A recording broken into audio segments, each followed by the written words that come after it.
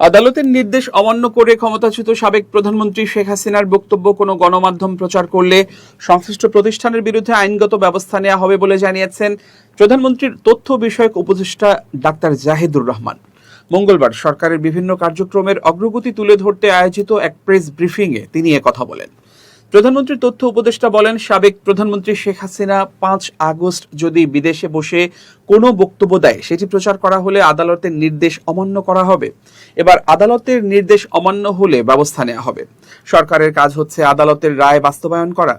Doctor Zahidur Rahman বলেন, সরকার শেখ হাসিনাকে দেশে ফিরিয়ে এনে আইনের আওতায় আনতে চায়।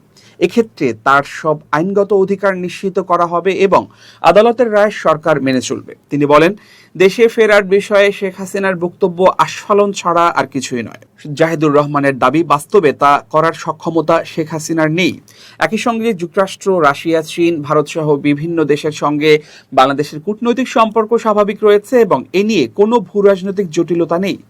তসলিমা নাসরিনের বিষয়ে তিনি বলেন, তাকে দেশে ফিরিয়ে আনার কোনো সরকারি উদ্যোগ নেই, তবে তিনি দেশে ফিরতে চাইলে প্রচলিত নিয়ম অনুযায়ী আবেদন করতে পারবেন।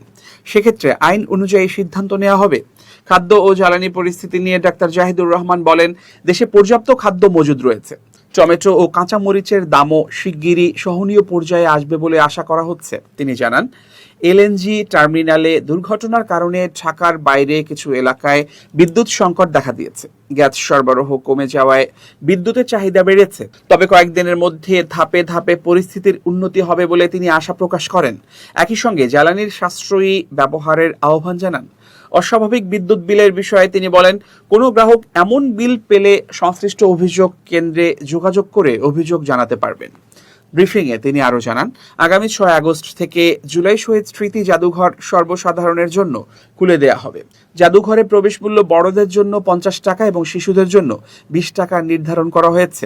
এছাড়া বুধবার সোহরাওয়ার্দী উদ্যানে আয়োজিত সমাবেশে জুলাই গণ অভ্যুত্থান নিয়ে নির্মিত নতুন 20টি গানকে পুরস্কৃত করা হবে বলেও জানিয়েছেন তিনি।